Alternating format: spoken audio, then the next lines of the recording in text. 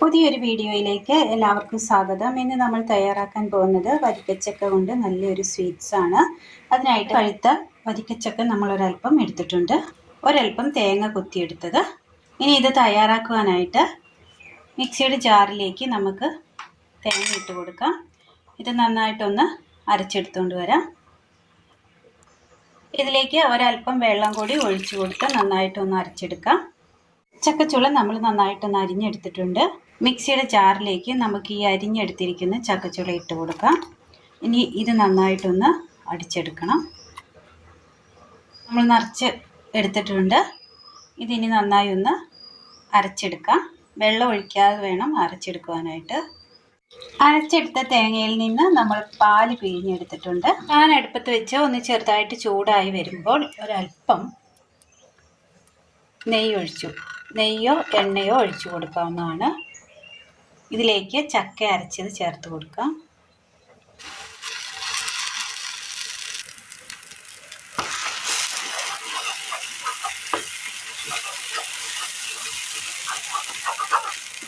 ഇനി ഇതിലേക്ക് തന്നെ നമുക്ക് ഈ പാല് കൂടി ഒഴിച്ചു കൊടുക്കാം.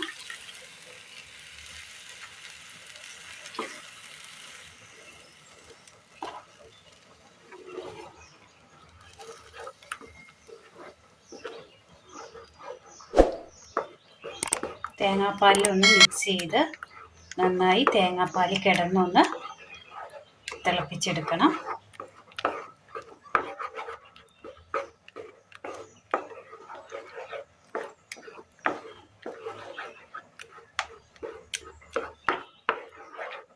ഒരു പിഞ്ച് ഉപ്പിട്ട് കൊടുക്കാം.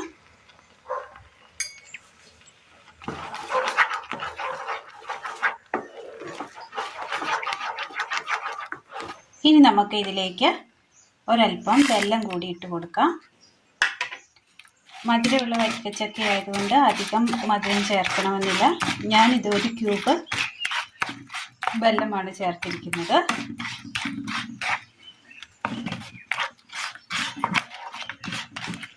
വെല്ലം ഒന്ന് ഉരുക്കിയെടുക്കാം.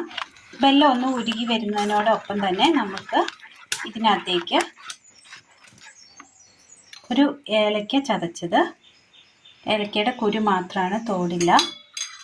ഇനി ഇതിലേക്ക് ഒരല്പം റവ കൂടി ഇട്ട് കൊടുക്കാം. എന്നിട്ട് ഇത് നന്നായിട്ടൊന്ന് മിക്സ് ചെയ്തെടുക്കാം.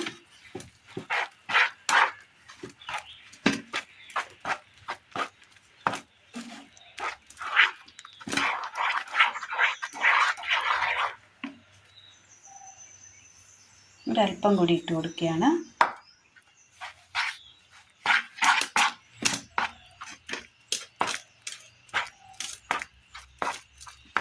ഇനി ഇത് നന്നായിട്ടൊന്നും കൂടി ചൂടാക്കിയെടുക്കാം. ഇത് നമുക്കിനി ചട്ടിയിൽ നിന്ന് വിട്ട് കിട്ടുന്ന പരുവാകുന്നതോടും വരെ നമുക്ക് നന്നായി ഒന്ന് ഇളക്കി കൊടുത്ത് നന്നായി ഒന്ന് വേവിച്ചെടുക്കണം.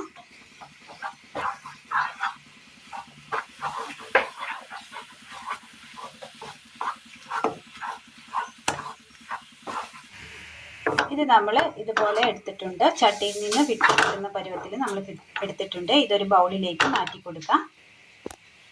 ഒരു പാത്രം അടുപ്പത്ത് വെച്ച് കൊടുത്തതിന് ശേഷം തേങ്ങയുടെ ഒരല്പം പാൽ ഒഴിച്ചു കൊടുക്കാം, തേങ്ങാപ്പാൽ. ഇനി ഇതിലേക്ക് നമ്മൾ ഗ്രേറ്റ് ചെയ്ത് വെച്ചിരിക്കുന്ന ക്യാരറ്റ് കൂടി ഇട്ട് കൊടുക്കാം.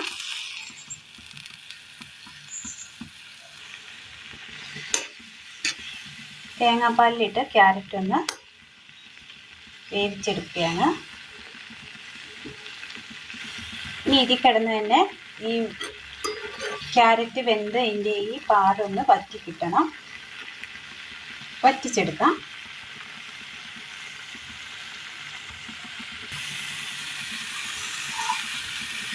ക്യാരറ്റ് അങ്ങനെ പാലിൽ കിടന്ന് വെന്ത് ആ വെള്ളം ഒന്ന് വറ്റി കിട്ടിയിട്ടുണ്ട്. ക്യാരറ്റ് ആ പാലൊന്ന് വറ്റി കിട്ടിയിട്ടുണ്ട്.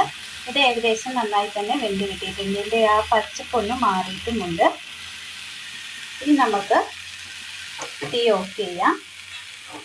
വേവിച്ചെടുത്ത ക്യാരറ്റ് ഇതിനകത്തേക്ക് ഇട്ട് കൊടുക്കാം. ചെറിയൊരു ചൂടേ ഉള്ളൂ ഈ റവയുടെ മിക്സിങ്ങിന്. ഇനിയിപ്പോൾ നമ്മൾ ഇതെല്ലാം കൂടെ ഇട്ട് ഒന്നും കൂടെ ഒന്ന് കുഴച്ചെടുക്കണം. കൈ കൊണ്ട് കുഴച്ചെടുക്കാം. ഇതുപോലെ നമ്മൾ കുഴച്ചെടുത്തിട്ടുണ്ട് മിക്സിങ് ആക്കിയിട്ട്. ഇനി ഇതിൽ നിന്ന് നമുക്ക് ചെറിയ ഉരുളകളാക്കി ഉരുട്ടിയെടുക്കണം. ഈ കറുത്തതായിട്ട് കാണുന്നത് ഏലക്കയാണ്, വേറെ ഒന്നും നമ്മൾ ഇതിനകത്തേക്ക് ഇട്ടിട്ടില്ല. ഇനി ഇത് നമ്മളൊന്ന് ചെറുതായിട്ടൊന്ന് ഉരുട്ടിയെടുക്കണം. ഒരു പാത്രം അടുപ്പത്ത് വെച്ച് കൊടുത്തതിന് ശേഷം അതിൽ ഒരല്പം വെള്ളം ഒഴിച്ച് കൊടുത്തിട്ടുണ്ട്. അതൊന്ന് തിളകേറി വരുന്നുണ്ട്. ഇതിന് മുകളിലായിട്ട് നമുക്ക് ഇഡ്ഡലി പാത്രത്തിൻ്റെ തട്ട് വെച്ച് കൊടുക്കാം. എല്ലാ ഉരുളകളും നമ്മൾ ഇതുപോലെ ഉരുട്ടിയെടുത്തിട്ടുണ്ട്. തിളച്ച് വന്നിട്ടുണ്ട്. ഇനി ഇതിലേക്ക് ഓരോന്നായിട്ട് വെച്ച് കൊടുക്കാം. എല്ലാ ഉരുളകളും നമ്മൾ വെച്ച് കൊടുത്തിട്ടുണ്ട് പാത്രത്തിന് മുകളിലായിട്ട്. ഇനി ഇതൊന്ന് മൂടി വെച്ച് ഒരു 5 മിനിറ്റ് മാത്രം ഒന്ന് ആവി കയറ്റിയെടുക്കാം. അങ്ങനെ നന്നായി ഒന്ന് ആവി കയറ്റിയെടുത്തിട്ടുണ്ട്. ഒരു 10 മിനിറ്റ് മതി. ഇത് ഓൾറെഡി നമ്മളെല്ലാം വേവിച്ചതാണ്, അതുകൊണ്ട് തന്നെ ഇത് നന്നായിട്ടൊന്ന് വെന്ത് കിട്ടിയിട്ടുണ്ട്. തീ ഓഫ് ചെയ്യാം. നല്ല പഞ്ഞി പോലത്തെ നല്ല സോഫ്റ്റായ നല്ലൊരു സ്നാക്സാണിത്. ചക്കപ്പഴം വെച്ച് നമുക്ക് തയ്യാറാക്കിയെടുക്കാൻ പറ്റിയ നല്ലൊരു സ്നാക്സാണ്. എല്ലാവരും ഒന്ന് ചെയ്ത് നോക്കണം. നല്ല ടേസ്റ്റാണ്. ഇപ്പോഴത്തെ ഈ ചക്ക സീസണിൽ നമുക്ക് ചെയ്തെടുക്കാൻ പറ്റിയ നല്ലൊരു 4 മണി പലഹാരമാണ്. എല്ലാവരും ഒന്ന് ചെയ്ത് നോക്കുക. നിങ്ങളുടെ വിലയേറിയ അഭിപ്രായം അറിയിക്കാൻ മറക്കരുത്. അപ്പോൾ ഇന്നത്തെ വീഡിയോ എല്ലാവർക്കും ഇഷ്ടമായി എന്ന് വിചാരിക്കുന്നു. വീഡിയോ ഇഷ്ടമായാൽ ഒന്ന് ലൈക്ക് ചെയ്യാനും ഷെയർ ചെയ്യാനും സബ്സ്ക്രൈബ് ചെയ്യാനും മറക്കരുത്. താങ്ക്